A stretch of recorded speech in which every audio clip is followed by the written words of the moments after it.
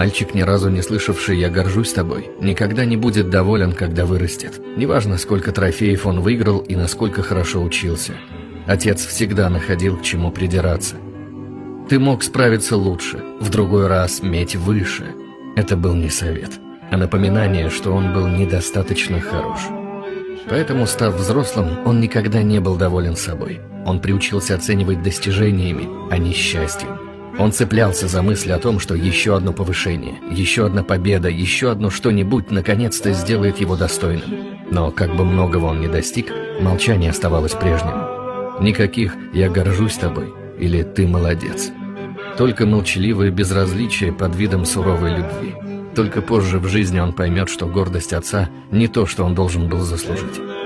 Он гнался за тем, что должен был получать просто так. И, возможно, лишь возможно, однажды он скажет себе слова, которых так и не услышал от отца. «Я горжусь тобой».